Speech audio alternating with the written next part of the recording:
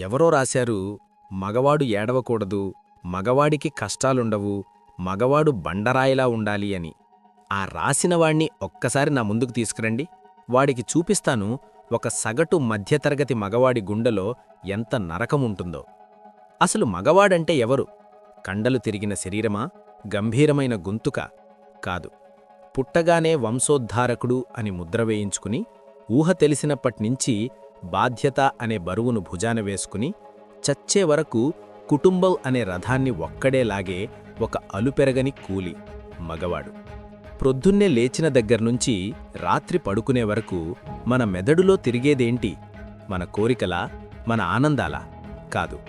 నాన్నకి BP tablets కొనాలి, అమ్మకి కంటి ఆపరేషన్ చేయించాలి, చెల్లి పెళ్లికి ఇంకా ఎంత బంగారం కొనాలి, ఈ నెల ఈఎంఐ ఎలా కట్టాలి, వచ్చే నెల ఇంటి అద్దెకి డబ్బులు ఎక్కడ్నుంచి తేవాలి, ఇవే కదా మన ఆలోచనలు. మనకి 20 ఏళ్ళొచ్చేసరికి మన బాల్యం చచ్చిపోతుంది. 25 ఏళ్ళొచ్చేసరికి మన యవ్వనం ఆవిరైపోతుంది.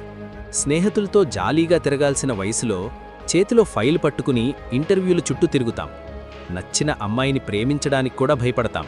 ఎందుకంటే జేబులో డబ్బు లేనివాడికి ప్రేమించే అర్హత లేదు అని ఈ సమాజం ఎప్పుడో డిసైడ్ చేసేసింది కాబట్టి. ఒక పక్క జాబ్ లేదన్న టెన్షన్, ఇంకో పక్క ఇంటి నుండి ఒత్తిడి, మరోపక్క బంధువుల వెటకారపు చూపులు, ఇవన్నీ భరిస్తూ కూడా పెదవి మీద చిన్న చిరునవ్వు చెరిగిపోకుండా నటించే గొప్ప నటుడు ఆస్కార్ అవార్డు తీసుకున్నవాడు కాదు, మనలాంటి నిరుద్యోగ మగవాడే. సరే, ఏదో ఒక ఉద్యోగం వచ్చిందనుకుందాం. అక్కడితో కష్టాలు తీరిపోతాయా? అప్పుడే అసలు సినిమా మొదలవుతుంది. ఆఫీస్లో బాస్ తిడతాడు, పడాలి. కొలీగ్స్ పాలిటిక్స్ చేస్తారు, భరించాలి. సెలవు కావాలంటే బతిమిలాడుకోవాలి. ఎందుకంటే మనం ఆగిపోతే మన వెనుక ఉన్న కుటుంబం ఆగిపోతుంది. మన మీద ఆధారపడి బ్రతుకుతున్న నలుగురి కోసం మనం రోజూ మన ఆత్మాభిమానాన్ని చంపుకుంటూ బ్రతకాలి. ఇంత ఒత్తిడిని, ఇంత బాధని ఎవరితో పంచుకుంటాం? అమ్మకి చెబితే ఏడుస్తుంది, నాన్నకి చెబితే నీ వయసులో నేను కొండల్ని పిండి చేశాను అని క్లాస్ పీకుతాడు. భార్యకి చెబితే పక్కింటివాణ్ణి చూడు ఎంత సంపాదిస్తున్నాడో అని దెప్పి పొడుస్తుంది. ఫ్రెండ్స్కి చెబితే లైట్ తీసుకోమావా, మందు కొడితే సెట్ అయిపోద్ది అని సింపుల్గా తేల్చేస్తారు. ఇక మిగిలిందెవరు? మనకి మనమే. అవును, మగవాడికి ఒంటరితనం అనేది ఒక శాపం. నలుగురిలో ఉన్నా వంటరే, నవ్వుతున్నా వంటరే, గదిలో ఏడుస్తున్నా వంటరే. మన బాధని వినే నాథుడు లేడు, మన కన్నీళ్లు తుడిచే చెయ్యి లేదు.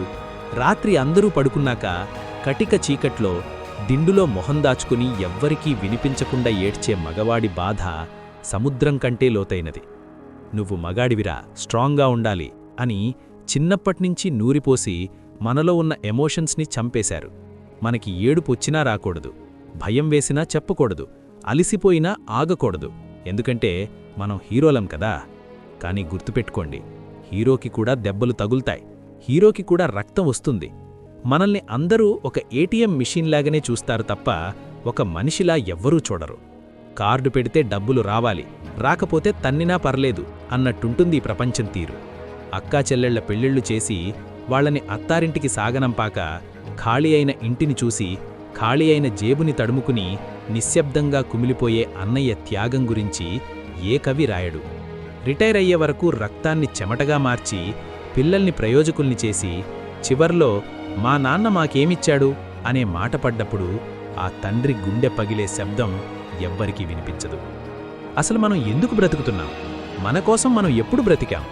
ఆఖరికి మనకి జ్వరం వచ్చినా సరే సెలవు పెడితే జీతం కట్టవుతుందేమో అని పారాసెటమాల్ వేసుకుని ఆఫీస్కి పరిగెడతాం. మన బట్టలు చిరిగిపోతున్నా పర్లేదు గాని పిల్లలకి బ్రాండెడ్ బట్టలు కొంటాం. మన చెప్పులు అరిగిపోతున్నా పర్లేదు గాని భార్యకి నచ్చిన చీర కొంటాం. మనల్ని మనం కాల్చుకుంటూ ఇతరులకి వెలుగునిచ్చే కొవ్వొత్తిలం మనం.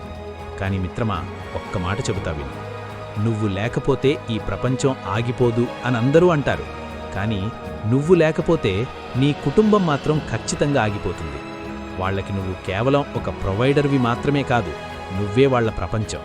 కాబట్టి అప్పుడప్పుడు ఏడువు, తప్పులేదు. గట్టిగా అరవాలనిపిస్తే అరువు, తప్పులేదు.